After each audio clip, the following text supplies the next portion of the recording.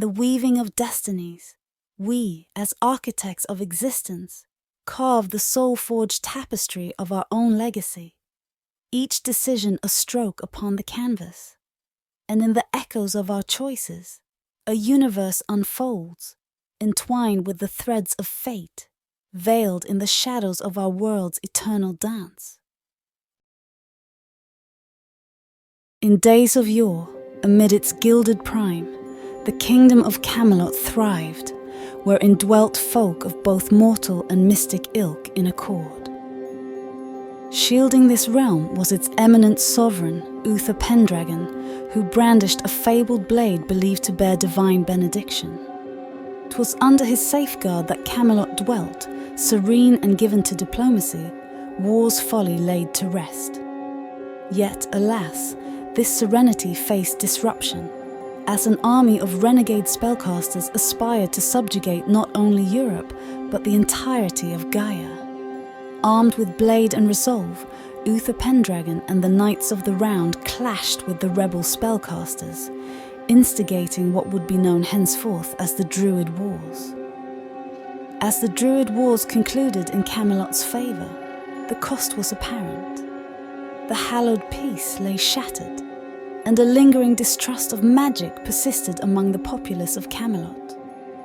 Even the Druids who had aided in the wars found themselves scorned. Arthur endeavoured to mend the fractures, yet his neutrality blinded him to the perils of magic. Inevitably, a dire decision loomed. Arthur Pendragon, the once legendary monarch, met his demise, betrayed by his own knights who perceived his inner turmoil. Subsequently, those aligned with magic were cast out and declared outlaws, leaving the Knights of the Round to grapple with the aftermath of their fallen king. Thus, the shadows of a dark age descended upon England.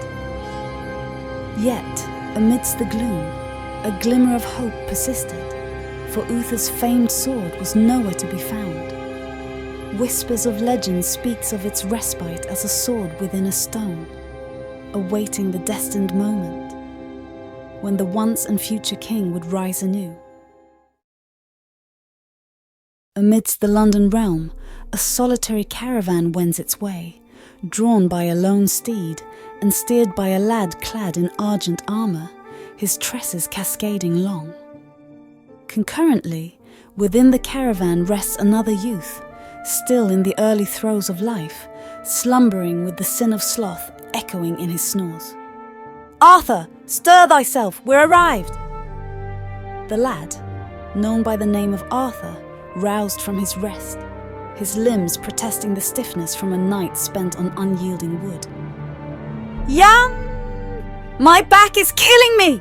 he lamented. A reproachful response met his complaint. "I told you not to sleep in the back of the caravan," Kay replied, his tone reflecting the frustration of a seasoned elder. "It's not fit for a squire of your calibre, Arthur." Arthur counters that he is not a seasoned squire by trade and inquires of Kay's sentiments regarding the impending tournament. Kay declares that this joust shall mark his triumph day, expressing himself in the archaic tongue of the knights of yore, all the while aiming to vex his younger sibling. Arthur muses whether Kay truly speaks the traditional dialect with accuracy. Arthur voiced his concern that Kay's knighthood had inflated his brother's ego beyond measure. In response, Kay asserted that a true knight must never succumb to the clutches of pride. Yet, in the same breath, he declared boldly, "'Tis ordained that I evolve into a noble knight." Arthur, wearied by the archaic dialect, pointed out the antiquated tone once again. Kay, undeterred, acknowledged Arthur's irritation, proclaiming that the persistence in such speech was precisely to stoke the flames of his vexation. As the caravan attains the hallowed tournament grounds, a well-known voice resonates from the entrance. "Perhaps my sons could engage in fewer squabbles and partake in preparation," the voice proclaimed. The brethren cast their gazes to perceive their sire, Sir Ector, extending a welcome at the gateway, kindling their joy at his return, for he had been absent for an extended span. Sir Ector, in turn, conveys how he would not forego attending the momentous day of his eldest. Inquisitive, Arthur queries Sir Ector about his latest undertaking. Kay, ever speculative, reckons Sir Ector may be consorting with a maiden of a special charm. Nevertheless, after a good laugh in response, Sir Ector avows that the guild dispatched him on a quest to track bears for their pelts, as small tasks yield no silver pennies. With a momentary passage, Sir Ector proclaims that his progeny shall finally manifest as a genuine knight, a revelation long awaited. Kay voiced his anticipation for the impending tournament, yet a shadow of doubt loomed over him, questioning his legitimacy as a bona fide knight. He pointed out the absence of the knighting ceremony, a rite Sir Ector had not conferred upon him. In reply, Sir Ector, with the gravitas of paternal wisdom, shared the profoundest counsel he had ever bestowed upon his firstborn. To be a knight transcends mere ceremony. To be a knight is an oath, a code, a faith in something grander than thyself. A knight is more than a common soldier, neither are they a mere hero. A knight is one who battles for the people as much as for the kingdom they one day serve. Ultimately, a knight does not merely trail destiny. They embody destiny, not just their own destiny, but the destiny of all. Arthur and Kay jestingly convey their mild vexation at yet another of their father's orations filled with inspiration, rendered unintelligible to their ears. Sir Ector responds with laughter, enfolding his sons in a tight embrace, imparting a slight discomfort. He departs, proclaiming that Kay's knighthood shall transpire in the wake of his triumph. Before getting too distant, Sir Ector finds his course arrested by Arthur, who gently recalls and inquires of the accord between them concerning Arthur's departure from squireship, especially serving as Kay's squire. A grin adorns Sir Ector's visage as he declares that a knight by nature remains unwavering to his vow. On the morrow's arrival, Arthur shall be unshackled from the bonds of squiredom. Before taking his leave, however, Sir Ector conveys sentiments of enduring pride for Arthur. Though the path forsakes the way of knighthood, Sir Ector perceives an enigmatic destiny propelling Arthur towards a grandeur that eludes comprehension. Having remarked upon the unexpected flexibility of their sire after Sir Ector's leave, Kay asserted that preparations for the impending tournament should commence. In the northward expanse, a caravan traverses the road to Camelot, steered by two knights adorned in armor and drawn by a pair of ebony steeds. Contrarily, the expansive woodlands of Pinepont Forest extend southward, creating a stark contrast. Amidst the caravan, a solitary figure cloaked in robes observes the visage of Camelot. One might anticipate awe at the sight of a grand kingdom, yet the robed man's countenance reveals trepidation, gazing upon the distant kingdom with a creeping fear as it gradually unveils its stone-walled grandeur. Amid the tournament grounds, Arthur endeavors to attire Kay in his armor, priming him for the impending clash in the tourney. To ponder, once I attain knighthood, a lifelong pledge to a kingdom shall suffice. It almost seems like a dream, brother, Kay muses. I envy you not, brother, Arthur replies. The knightly existence appears fraught with peril, a shackle upon one's freedom. 'Tis the destiny I have chosen, Arthur, Kay replies. I embrace knighthood for their noble hearts and minds, yet you seem content with your current state, save for the role of a squire. Well, of course, I've lived through father's training and as your squire, neither aligning with my inclinations. Amidst the discourse, a notion involuntarily sprang into Kay's consciousness, a query that infiltrates every existence. However, Arthur, seemingly oblivious to this crucial question, remains unacquainted with its existence, unable to even broach the notion of introspection on this vital matter. "Tell me, brother, what drives you toward the road's end?" Kay asked. "What is your life's aspiration?" The inquiry itself confounded the youthful Arthur, revealing that he had scarcely pondered the matter.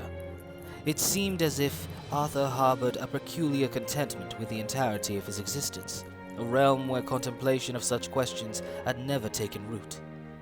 "Aspiration," Arthur uttered. "Truly, I know not. I seek no specific goal, but to live my life as it unfolds. My road has no end in sight." Kay pivots, gazing downward at his sibling from the timber dais he occupies, wearing a countenance of joy that presently bewilders even Arthur. "That's good," Kay exclaims. "One who is oblivious to his ambitions wanders diverse paths. Tales without conclusions are the most extraordinary ever woven. My narrative commences, yet we both discern its inevitable conclusion. The first chapter of our father's tale concluded in his youth, but yours, brother, remains uninitiated. For as long as you cannot perceive its terminus, you shall determine its trajectory. Brace thyself, for thine opportunities are boundless." Bewildered by his brother's utterances, Arthur jestingly inquires whether Kay has encountered a blow to the head before the tournament, for Kay's words echo the sentiments of their father. In a playful retort, Kay asserts that his dire apprehensions manifest. Deciding to seek sustenance within the tournament grounds, Kay bids Arthur to retrieve his sword, readying for the impending duel that is to come. As Kay departs, Arthur mumbles to himself that after one more son, he shall be free from yielding his life to another's whim, and simply live his life as he deems fit. Arthur delves into the sack resting at the tent's verge behind him. Yet, after mere moments of scrutiny, his countenance transforms, shifting from vexation to a deep-seated disquiet. "What?" Arthur uttered. "I was certain I stashed the blade within. Where has it vanished?" "Blast it all!" Arthur exclaimed. "I lost Kay's sword. Again! What must I do now?" Arthur, in that moment, has a fresh revelation, recalling that the tournament grounds harbor a marketplace within its confines. Urgency fuels Arthur's stride towards the marketplace, where he privately muses about the inevitable incessant torment he'll endure from Kay should he discover Arthur's mistake. In his exaggerated reflections, Arthur envisions that his elder brother shall relentlessly taunt him, ensuring he never hears the end of his perceived blunder. As Arthur traverses the path forward toward the market square, an enigmatic elder, cloaked in a hooded robe and brandishing a gnarled wooden staff, appears at the threshold of the tournament grounds. "The hour is nigh," the old man utters. "May Gaia guide me toward the chosen."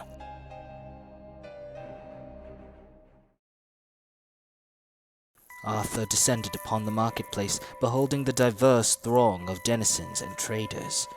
Here, merchants proclaimed their wares with fervor, spices, talismans, and fabrics, all vying for the gaze of a myriad of potential patrons. Abruptly, Arthur discerns the echoes of commerce nearby, catching sight of a youthful lad, seemingly akin in years to himself. The boy engages in discourse with a merchant who, disinterested in livestock, counsels the lad to persist in his pursuit. The lad, disheartened, strides wearily back to his bovine confederate, a singular cow that Arthur perceives to be the very creature he endeavored to vend to the merchant. As if guided by an innate impulse, Arthur chose to advance toward the lad, an unusual assurance welling within him as he drew nearer to the youth and his bovine companion. "Apologies for intruding," Arthur stated, "but I couldn't help but notice your predicament." "It's okay," the boy replied. "I'm trying to peddle old Milky White here, yet none seem keen to make a purchase. What of you?" "Regretfully, I have no need for such," Arthur states. "I'm here in pursuit of a sword for my brother, who contends in the tournament." "If I may pry, why are you parting with your cow?" Arthur asked. I reckon you could surmise. The taxes, the boy replied. I hail from a village beyond Camelot. Me and my mother have been grappling since my father perished when I was a babe. But the taxes have soared so high these days that Mom's left us no recourse but to sell the family cow. Why are the taxes so exorbitant? Arthur asked. It's all the Lord Chancellor of Camelot's wrongdoing, the boy explains. He professes to better Camelot, yet he worsens the lot for those beyond the kingdom. He can scarcely afford sustenance now. Hence was why selling milky white is our sole recourse. Amidst his present predicament, Arthur opts to forge a selfless resolution in the hastening moment. Well then, let us commence the quest for Milky's newfound abode, Arthur proclaims. But what of your brother's sword? The boy asked. The tournament is until sunset. My brother and father have always preached to aid those in distress. I would not hear the end of it if I denied you. The lad gazed upon Arthur, a smile gracing his countenance, struggling to discern the divergence between him and an authentic knight. Thank you, Sir Arthur. My name is Arthur. Pleased to make your acquaintance, the boy replied. I am known as Jack Spriggan. The pair of newfound comrades proceed into the bustling marketplace, seeking not only a fresh blade, also a dwelling for the endearing bovine.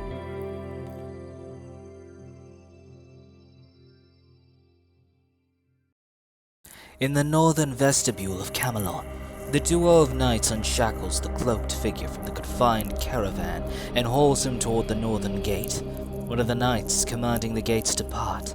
The robed individual can but quiver in trepidation, his countenance betraying an awareness of the destiny that awaits those akin to him within the confines of the kingdom of Camelot. In a fleeting moment, the pair of knights, still towing the cloaked figure, step into what seems to be the main hall, what was once the throne room, within the bastion of Camelot Castle. As the two knights persist in hauling the cloaked figure over the carmine carpet that stretches through the hall, a pair of ranks composed of Camelot knights stand in rigid attention at opposing extremities of the grand hall, forming a passage of sorts toward the hall's terminus.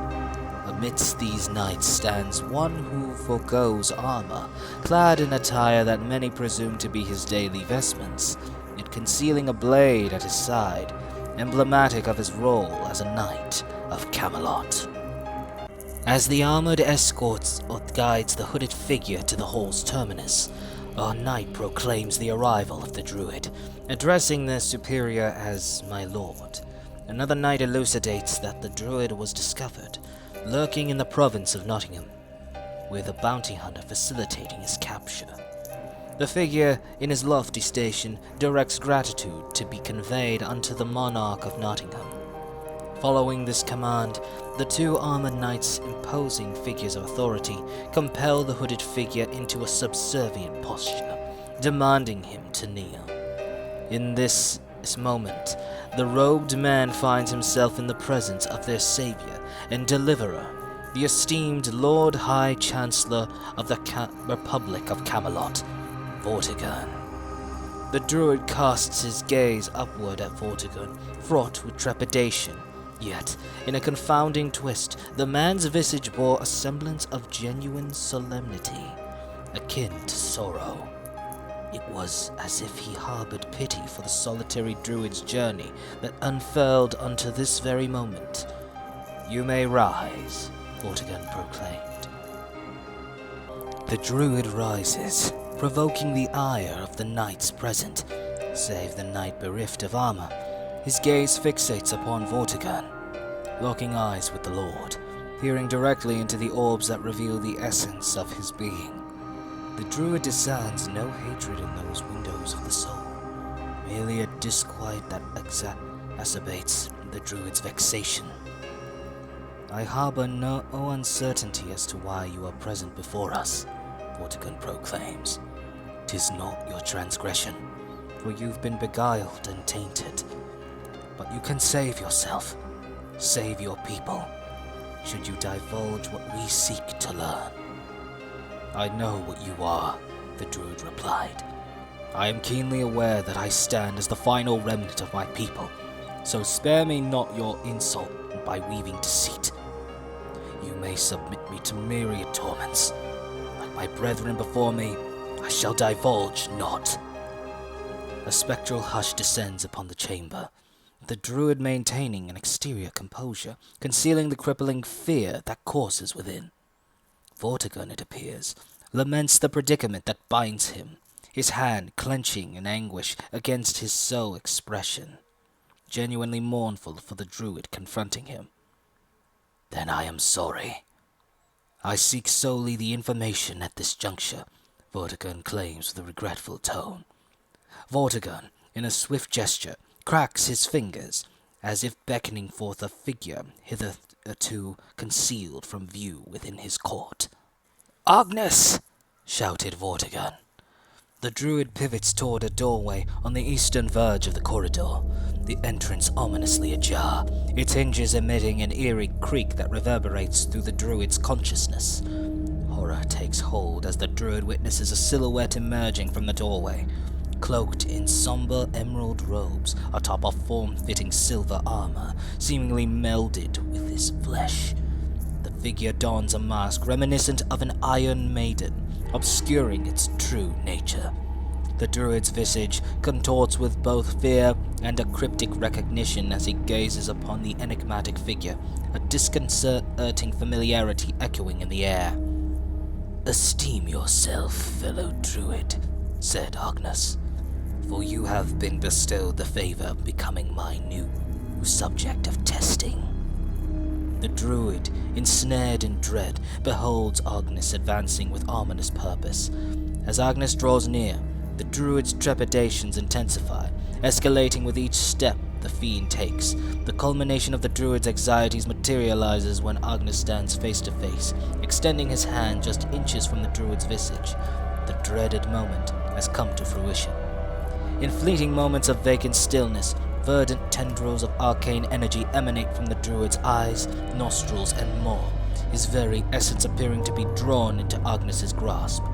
The passage of moments transforming into a torturous span, the knights bear witness with terror as the druid's piercing cries of torment pierce the air. The knight bereft of armor gazes on in stunned disbelief. Vortigern himself averts his gaze, perturbed by the dire deed he deems indispensable for the knowledge they pursue. As the sands of time relentlessly flow, the druid is elevated into the ethereal expanse, presented to all beholders. While Agnes persists in extracting his coveted essence through a shadowy incantation, the anguished cries of the druid ascend to their zenith, and at the culmination, the verdant arcane energy which hitherto radiated from the druid, ultimately severed from Agnes's palm, relinquishing the druid unto the unyielding carpeted ground below. "May God forgive you, tragic sinner," whispered the armorless knight. "Is it done?" inquired Vortigern. "Yes," responded Agnes. "My mind drain incantation has reached perfection, High Chancellor." "Perhaps," pondered Vortigern, "but it appears to have extinguished the druid, subjecting him to needless torment before his demise." "Incorrect, my lord," contested Agnes. "It was the shock from the anguish that stilled the druid's heart. The suffering was indeed essential, as befits the toll of such a spell." "It seems the druids are not as divine as the people make them out to be," remarks a nearby official of the Republic, present at the gathering. "This wisdom is not revelation," adds another official from the Republic in attendance. "You all misconstrue," declares Vortigern. "Agnes, do we hold the wisdom?" "Yes, my lord," replies Agnes. "The druid's knowledge now rests in my grasp. Likewise, the temple's whereabouts are laid bare." Before Vortigern could utter another word, the earth commenced its tumult at the resonance of a close detonation, instigating disquiet and vigilance among all present in the main hall. In the quake's aftermath, the Republic officials queried what had transpired, one among them speculating whether they had incurred the ire of gods by slaying the final druid. Nevertheless, a knight hailing from a distant recess of the fortress entered the main hall, informing Vortigern that the explosion emanated from the abandoned tower. In a room within the abandoned tower, Vortigern and Agnes, flanked by a trio of knights, gazed through the breach in the tower's walls that opens onto the lands beyond the walls of the kingdom. Undoubtedly crafted by the denizen of the tower, the room they inhabit bears the marks of occupancy by some enigmatic figure with charred tomes and a bed bearing witness to the unknown dweller. "It seems the little bird has finally decided to fly," Agnes spoke. "Have you disposed of all witnesses?" asked Vortigern regretfully. With a snap of his fingers, Agnes swiftly shrouds the trio of knights at his and Vortigern's side in searing flames, reducing them to naught but literal ash. Their agonized cries fade, akin to an echo swallowed by the void. "I have now," Agnes replied. Amid the tournament grounds, Jack endeavors to peddle his bovine companion to a leprechaun merchant, whilst Arthur surveys an assortment of blades at an adjacent vendor's stall. Nevertheless, the leprechaun conveys to Jack that the cattle market is overly mundane, even for leprechaun kind. The comrades reunite between the two vending stands, stationed opposite of each other. "What next?" inquired Jack. "If it offers any solace, I had no fortune in locating an affordable blade," Arthur responds playfully. "That's no jest," Jack counters with vexation. "Pardon, merely attempting to alleviate the atmosphere," Arthur clarifies. "Forgive me, youthful souls," an aged voice resonates. The pair pivot to behold the cloaked elder, who had appeared at the entrance to the tournament grounds before. "How the—" Arthur mutters. "Where did you come from?" Jack queries in astonishment. "Inconsequential, rest assured," the elder contends. "Yet I harbor a desire to acquire your bovine companion." Pardon my candor, but are you certain of your ability to procure it, sir?" Arthur inquires with caution. "I confess I possess no silver pennies or gold tender," the elder elucidates, his tone weathered with age, yet "what I offer surpasses the allure of mere coinage." the elderly man extends his closed hand, unveiling two solitary verdant beings, aglow with an otherworldly green luminescence. "I offer these magic beings in barter for the bovine," he declares. "Magic beans?" queries Jack, a perplexed furrow in his brow. "Do they truly bear enchantment?" Arthur inquires skeptically. They lack a magical semblance," asserts Jack. "Even if they did, magic's forbidden by the decree of the High Lord Chancellor," the old man reassures. "Ah, appearances deceive. As for the law, leave that to me." "Forgive my suspicion, but even you should comprehend how cautiously we heed such counsel," Arthur elucidates. "Your reluctance is justifiable, but rest assured," the elder imparts truth. "Should you sow these seeds, myriad villages, your own included, shall revel in abundance for a lifetime." "I shall accept them," Jack declares. "Jack, are you certain?" inquires Arthur with concern. "At this juncture, aught is superior to naught," Jack asserts. "I cannot return empty-handed. The hazard is too dire, even if it skirts the boundaries of legality." Arthur's visage reflects disquiet, contemplating whether the choice be a misstep or a deliverance. "Very well. I only hope your mother will perceive," Arthur laments. "She's been known for her short temper, but she shall overcome it," Jack elucidates. "She always does." When all was uttered and concluded, Arthur, glancing upon the sun's stance in the heavens, was struck by a sudden realization. "Crap! I forgot!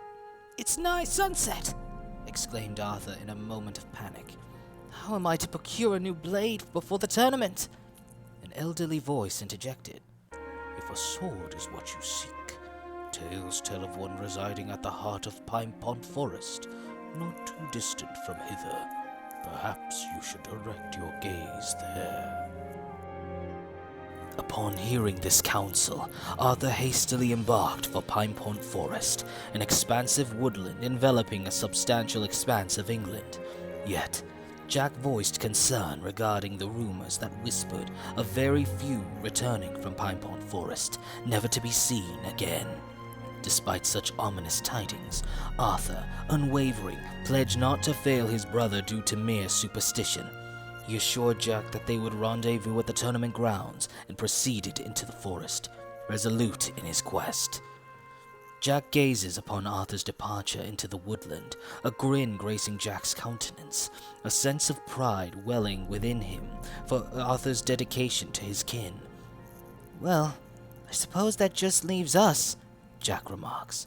"By the way, I never got your—" Jack's words trail off as he scans the surroundings, only to find the elderly man and Milky White absent from view. A sense of bewilderment overtakes Jack, as if they both evaporated into the ether.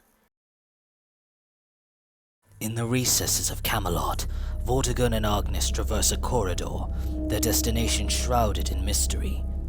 "Are you certain, my lord?" Agnes inquires, a trace of concern etched in the tormentor's voice. "I place my trust solely in him for this endeavor," Vortigern asserts, his response steeped in conviction. "Question me not, Agnes," he commands. "Forgive my transgression, Lord High Chancellor," Agnes somberly concedes. Vortigern, in company with Agnes, makes entry and unfolds the door unto what ought to be a hall for training. Little did Agnes anticipate the grisly spectacle that met their gaze within, for the training hall lay bedecked in sprawling splashes of blood and shattered armor fragments, remnants of sundry knights of Camelot that almost seemed like they were ravaged by an unholy beast. At the heart of the training hall, a somewhat slim but brawny figure with brown locks and scars etched upon his back sits, facing away from the entrance, his face concealed from Vortigern and Agnes. "I have a task for you," Vortigern intones, "a mission of paramount import." The figure casts his gaze rearward, turning over his right shoulder, unveiling a malevolent and azure eye and an expression half-masked in unrestrained fury. In the midst of the tournament grounds, the passing hours weigh heavily upon Kay as he anxiously scans the surroundings, yearning for a glimpse of his brother Arthur. The anticipated reunion remains elusive, leaving Kay disheartened. A shadow of concern crosses his visage, and in this moment, Sir Ector, their sire, strides forth. Observing Kay's troubled countenance, Sir Ector inquires, sensing a son's unspoken distress. "Missing something, Kay?" inquired Sir Ector. "Nay, someone," replied Kay with lament. "I cannot find Arthur. I dispatched him hours past to retrieve my sword, despite his previous misplacement of it." Sir Ector unfastens the mighty blade from his back, offering it to Kay as a professional substitute.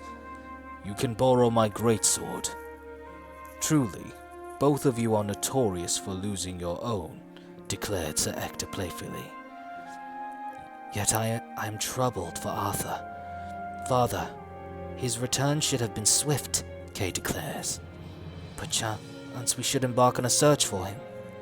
Sir Ector lays a comforting hand upon Kay's shoulder, a smile of reassurance playing on his lips. "Worry not, my son," Sir Ector declares, his voice carrying the weight of paternal wisdom. "Your brother shall come back to us. He possesses a strength greater than we accord him, and he must confront his own tribulations when we cannot be at his side." Though concern and vexation lingers in the air, Kay absorbs his father's words, placing trust in his father and his brother's imminent return.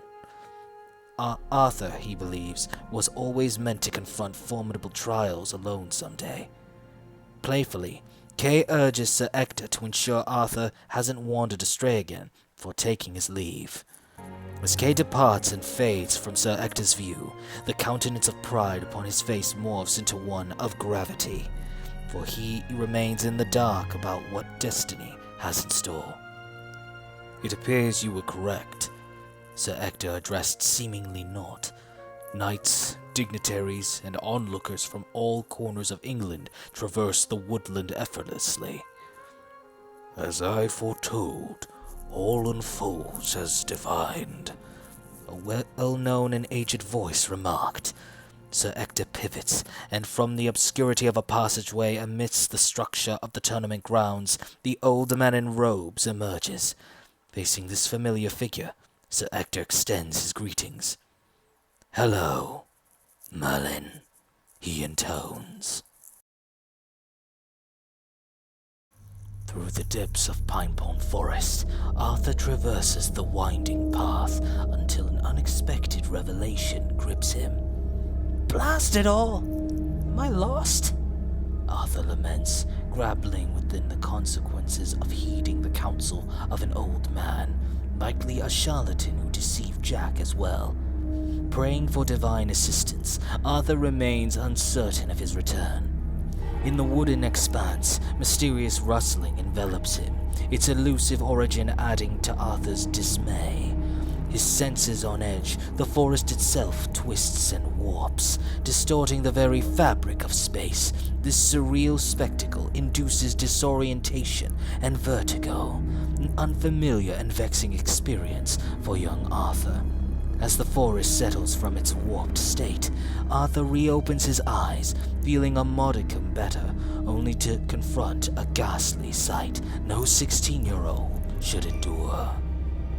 Arthur found himself confronted by the grim tableau of skeletal remnants, the fate befallen to those who venture into the forest and could not break free from its clutches.